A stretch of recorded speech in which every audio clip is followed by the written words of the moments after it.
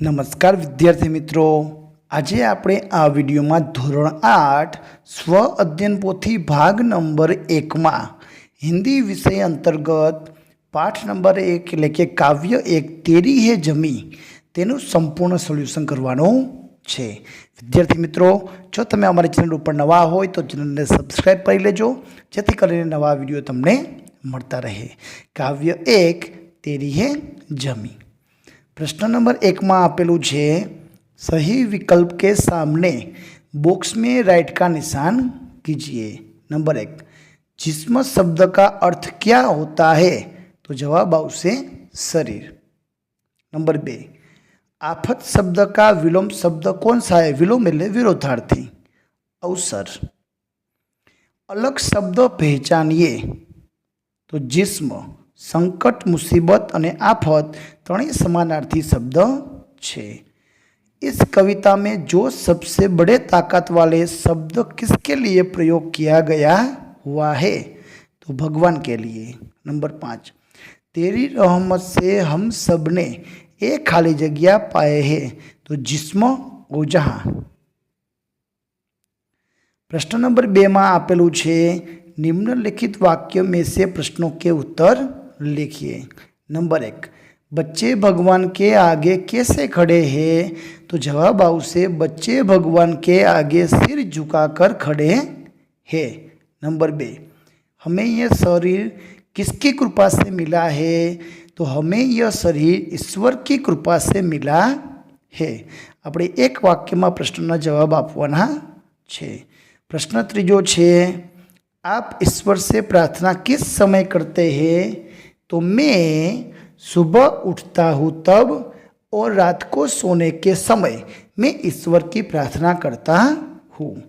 आप भगवान से कब प्रार्थना करते हैं?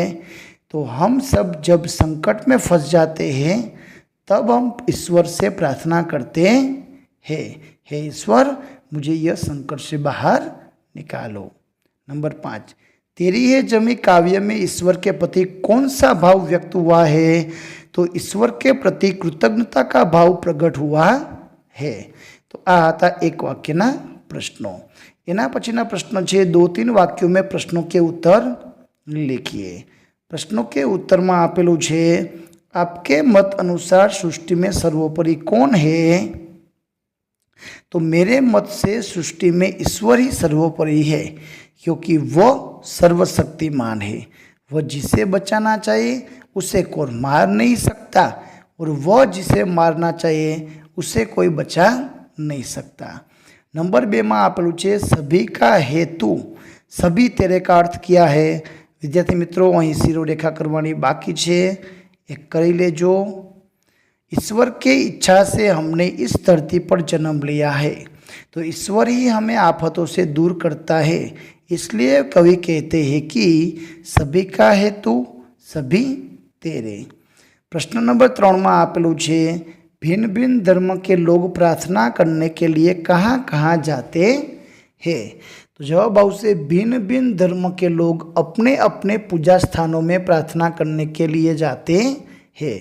हिंदू मंदिर में जाते हैं, मुसलमान मस्जिद में, ईसाई चर्च में, सिख गुरुद्वारा में, और पारसी अग्यारी में प्रार्थना करने के लिए जाते हैं। नंबर 4, तू अपनी नज़र हम पर रखना ऐसा कवि क्यों कहते हैं? तो जवाब आवशे कि ईश्वर की इच्छा से ही दुनिया में हमारा जन्म हुआ है। उसी की कृपा से हमें यह शरीर और प्राण मिला है। तो हमारा जीवन उसी के भरोसे है, क्योंकि वो ही हमारा रखवाला है। इसलिए कवि ईश्वर से हम पर अपनी नज़र रखने के लिए कहते हैं। एना पछीनो आगे प्रश्न आपेलो है, आप भगवान से क्या क्या मांगते हैं? तो हम भगवान से यह प्रार्थना करते हैं कि वे लोगों पर अपनी कृपा दृष्टि बनाए रखें। लोग किस हालत में है इसकी वे हमेशा खबर लेते रहे। आप भगवान से यह मांगते अथवा प्रार्थना करते हैं। प्रश्न नंबर 3 में आपेलू है, अपना मनपसंद चित्र चिपकाकर उसके आधार पर अपने शब्दों में कविता लिखिए। तो विद्यार्थी मित्रों, अहीं सरस मजानी एक माँ उपરની कविता आपेली है।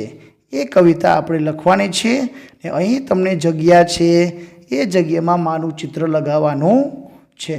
તો કોઈ પણ જગ્યાએ ચોપડીમાં, કોઈ પણ ન્યૂઝપેપરમાં, કોઈ પણ જગ્યાએ માતાનો પ્રેમ દર્શાવતો એવું કે ચિત્ર જોવા મળે તો એમાં કટિંગ કરીને તમે અહીં લગાવી શકો છો. कविता लखी नाखजो कि घुटनों से रेंगते रेंगते कब पैरों पर खड़ा हुआ, तेरी ममता की छाव में जान कब बड़ा हुआ.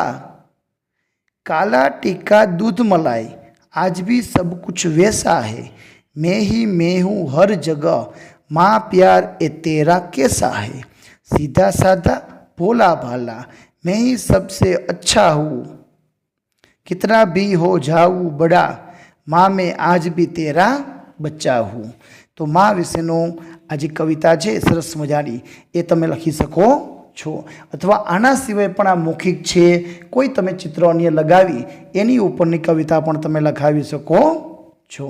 आगळ छे प्रश्न नंबर 4, अपूर्ण काव्य को अपना मत अनुसार पूर्ण कीजिए. तमारे तमारा विचारों प्रमाणे पूर्ण करवानी छे. सदा सत्य पथ पर चले हम, दिन दुखियों की सेवा करे हम. बराबर. तो एक काव्य पंक्ति तमारी रीते पूर्ण करी लेजो. प्रश्न नंबर 5 में आपेलू छे रेखांकित शब्दों का वचन बदलकर वाक्य फिर से लिखिए. दरवाजा तो दरवाजे, दृश्य देखने के लिए घर के दरवाजे खुल गए. हाथी तो हाथियों, जंगल में हाथियों ने उत्पात मचाया. मैं तो हम तेरे आगे शीश झुकाते हैं. पेड़ तो पेड़ों, पक्षी तो पक्षियों, तो पेड़ों पर बैठे पक्षी ने आकाश में उड़ान भरी. नंबर 5, यह तो ए किताब किताबें, यह मेरी किताबें है. तो आ रीतना तमारे बहुवचन में वाक्य लखवाना छे. प्रश्न नंबर 6 में आपेलू छे कि उपसर्ग वे शब्दांश है जो सार्थक शब्दों के पूर्वज जुड़ने पर अर्थ में परिवर्तन डाल देता है. पूर्व એટલે આગળ. तो कोष्टक में से यह उपसर्ग लेकर दिए गए शब्दों के साथ नए शब्द बनाइए. प्र, निर ने वी शब्द मूकीने. तो गतिनी आगळ प्र मूकशो तो प्रगति, तो शब्द बनशे प्रगति. गुणनी आगळ निर प्रत्यय लगावशुं, उपसर्ग लगावशुं तो निर्गुण शब्द बनशे. देशनी आगळ वी उपसर्ग लगावशुं तो विदेश शब्द बनशे. तो काउंसमांथी आ रीतना शब्द लगावीने शब्द बनाववाना छे. आमां ए रीतनुं छे. आमां प्रत्यय लगाववानो छे. प्रत्यय ऐसे शब्दांश है जो शब्दों के अंत में जुड़कर शब्द बनता है. तो कोष्टक में से प्रत्यय अहीं आपेला छे आई, आइन अने इयत. तो पढ़नी पाछळ तमारे आई प्रत्यय लगाववानो छे तो पढ़ाई. इंसानी पाछळ इयत शब्द लगाववानो छे इंसानियत. बाबूनी पाछे आइन शब्द लगाववानो छे तो बाबू आइन.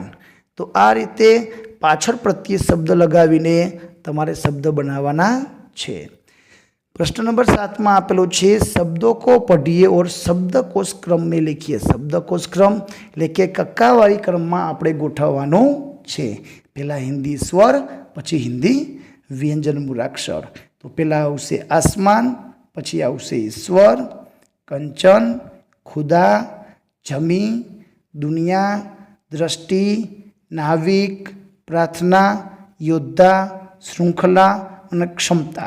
तो आ रीतना शब्दों छे ए तमे शब्दकोश प्रमाणे गोठवी लेजो. एना पछी प्रश्न नंबर 8 में छे कि तेरी है जमी काव्य में जो मूल्य निहित है उस मूल्यों के संदर्भ में बॉक्स में राइट का निशान कीजिए. तो टूंक में जे आपने मूल्य सीखवा मळे छे ते छे कि प्रभु के प्रति कृतज्ञता. तो तमारे ए बॉक्स में साचुं करवानुं छे. तो विद्यार्थी मित्रों आ हतुं धोरण 8 हिंदी में काव्य नंबर 1 तेनुं स्व अध्ययन पोथीनुं संपूर्ण सोल्यूशन. आवा बीजा विडियो मेळववा अमारी चेनल ने सब्सक्राइब करो. बाजू में आपेलू बेल आइकन दबावो जेथी करीने नवा विडियो छे ए सौथी पहला तमने मळी शके. विडियो गमे तो लाइक करजो, अमारी चेनल ने सब्सक्राइब करजो. आभार, धन्यवाद.